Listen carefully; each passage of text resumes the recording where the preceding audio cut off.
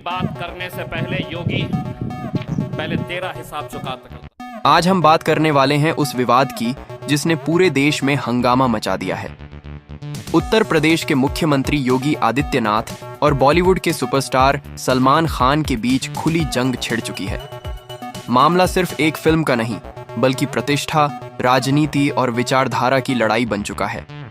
हाल ही में सलमान खान की आने वाली फिल्म बैटल ऑफ गलवान वाइंटांसर का पहला पोस्टर रिलीज हुआ और उसके साथ ही पूरे देश में तूफान खड़ा हो गया।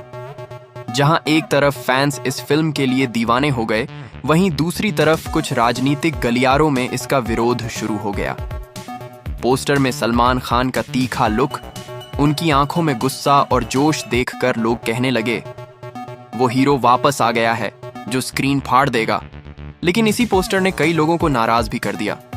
कुछ लोगों का कहना है कि इस फिल्म में दिखाए गए सीन देश के सैनिकों के बलिदान का मजाक उड़ाते हैं, तो कुछ लोग मानते हैं कि यह फिल्म देशभक्ति की नई परिभाषा पेश करेगी। इसी बीच योगी आदित्यनाथ का बयान आया, जिसने आग में घी का काम कर दिया। योगी आदित्यनाथ ने मीडिया से कहा, जो फिल्म हमारी राजनीति के खिलाफ होगी, हमारी जनता को भटकाएगी या हमारी संस्कृति पर प्रहार करेगी, उसे हम किसी भी हालत में रिलीज नहीं होने देंगे। बैटल ऑफ गलवान घटिया किस्म की फिल्म है और ऐसी फिल्में देश को बिगाड़ सकती हैं। यह बयान सुनते ही पूरा बॉलीवुड हिल गया। डायरेक्टर, प्रोड्यूसर और बड़े एक्टर्स ने फिलहाल चुप्पी साध ली। कई लोगों का मानना था कि यह सिर्फ एक बयान नहीं, बल्कि फिल्म को सेंसर बोर्ड से रोकने की शुरुआत है। लेकिन कहानी यहीं खत्म नहीं हुई। जैसे जैसे ये बयान सोशल मीडिया पर फैला, लोगों में दो गुट बन गए। एक जो योगी आदित्यनाथ के समर्थन में थे और दूसरा जो सलमान खान और उनकी फिल्म के पक्ष में खड़ा था। ट्विटर, इंस्टाग्राम और यूट्यूब पर जी बॉयकॉट बैटल ऑफ गलवान और वी स्टैंड विद सलमान जैसे हैशटैग ट्रेंड करने लगे। फिल्म की टीम की तरफ से शुरू में कोई बयान नहीं आया, लेकिन फिर अचानक फिल्म से जुड़े सांसद और अभिनेता इम्तियाज जलील मैदान में उतरे। उन्होंने खुलेआम योगी आदित्यनाथ को जवाब दिया। इम्तियाज जलील ने कहा, जब भी बॉलीवुड का कोई नया चेहरा उभरता है, जब कोई नया हीरो देशभक्ति की बात करता है, योगी जी उसके खिलाफ बोल उठते हैं। लेकिन इस बार हम चुप नहीं बैठेंगे। हम जवाब देंगे और ऐसा जवाब देंगे कि आपकी राजनीति हमेशा के लिए हिल जाएगी। इम्तियाज जलील के इस बयान के बाद पूरा बॉलीवुड दो हिस्सों में बंट गया। कई स्टार्स सलमान खान के समर्थन में उतर आए। किसी ने ट्वीट किया, कला को राजनीति से मत जोड़ो, तो किसी ने लिखा, अगर फिल्मों को सेंसर राजनीति तय करेगी तो सिनेमा मर जाएगा। वहीं दूसरी तरफ योगी समर्थकों ने भी मोर्चा संभाल लिया। उन्होंने कहा कि जो फिल्म सेना के बलिदान का अपमान करेगी, जो देश के खिलाफ बोलेगी, उसे यूपी की धरती पर कभी नहीं चलने दिया जाएगा। कुछ जगहों पर पोस्टर फाड़े गए, कई सिनेमा घरों के बाहर नारेबाजी हुई और मामला इतना बढ़ गया कि पुलिस को हस्तक्षेप करना पड़ा। बताया जा रहा है कि फिल्म के एक सीन में गलवान घाटी की लड़ाई को एक अलग तरीके से दिखाया गया है, जिसमें कुछ सैनिकों की कुर्बानियों को गलत रूप में पेश किया गया है। योगी आदित्यनाथ ने इसी सीन पर आपत्ति जताई है। उनका कहना है कि यह सीन न केवल गलत संदेश देता है, बल्कि देश की भावना को भी ठेस पहुंचाता है। दूसरी ओर सलमान खान की टीम का कहना है कि फिल्म का उद्देश्य सेना का अपमान नहीं, बल्कि गलवान घाटी में हुई घटनाओं को मानवीय दृष्टिकोण से दिखाना है। टीम का दावा है कि फिल्म में दिखाया गया संघर्ष भारत के सैनिकों की बहादुरी और बलिदान को उजागर करता है। लेकिन सोशल मीडिया पर कोई किसी की बात मानने को तैयार नहीं। हर कोई अपनी अपनी राय लेकर खड़ा है। कहीं सलमान खान के पुतले जलाए जा रहे हैं, तो कहीं लोग उनके समर्थन में मोमबत्ती मार्च निकाल रहे हैं। इस बीच योगी आदित्यनाथ ने फिर एक और बयान दिया।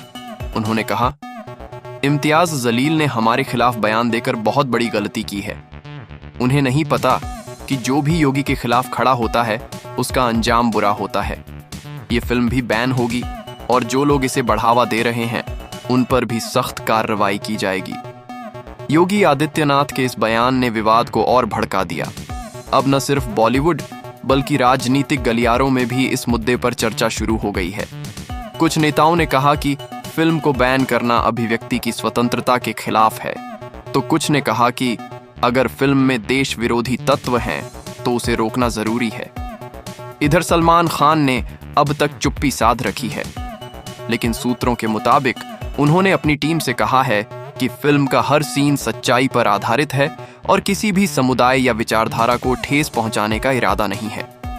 उन्होंने यह भी कहा कि अगर किसी को सीन पर आपत्ति है तो वे सेंसर बोर्ड की प्रक्रिया के जरिए अपनी बात रख सकते हैं। फिल्म के डायरेक्टर का कहना है कि बैटल ऑफ गलवान सिर्फ एक युद्ध फिल्म नहीं, बल्कि यह एक सैनिक की आत्मा, उसकी पीड़ा और उसकी भावनाओं की कहानी है। यह उन अनसुने नायकों की कहानी है जो सीमा पर अपनी जान देकर भी कभी सुर्खियों में नहीं आते, लेकिन योगी आदित्यनाथ का रुख अब भी सख्त है। उन्होंने कहा है कि अगर इस फिल्म को रिलीज किया गया तो उत्तर प्रदेश में कोई भी थिएटर इसे नहीं दिखा पाएगा। ये बात सुनते ही सलमान खान के फैंस ने सोशल मीडिया पर डाउ लेट battle of Galwan release trend कर दिया। अब पूरा देश दो विचारों में बंट गया है। एक पक्ष कहता है कि कला को आजाद रहना चाहिए, दूसरा पक्ष कहता है कि कला की भी सीमाएं होनी चाहिए। यानी ये सिर्फ फिल्म की लड़ाई नहीं, बल्कि अभिव्यक्ति की आजादी बनाम सांस्कृतिक मर्यादा की लड़ाई है। कई फिल्म समीक्षकों ने कहा कि कभी कभी विवाद फिल्म के प्रचार के लिए काम आता है, लेकिन इस बार मामला गंभीर है, क्योंकि यहाँ मुद्दा सिर्फ फिल्म का नहीं, बल्कि राजनीतिक बयानबाजी और सामाजिक माहौल का है। इम्तियाज जलील के एक बयान ने बॉलीवुड और राजनीति दोनों को आमने सामने खड़ा कर दिया है। उन्होंने कहा कि अगर योगी जी सोचते हैं कि धमकी देकर वो किसी फिल्म को रोक लेंगे, तो यह उनकी भूल है। हम कानून के दायरे में रहकर लड़ेंगे और अपने अधिकारों की रक्षा करेंगे। अब सवाल उठता है, क्या वाकई यह फिल्म देश के खिलाफ है या सिर्फ राजनीतिक मतभेदों का शिकार बन रही है?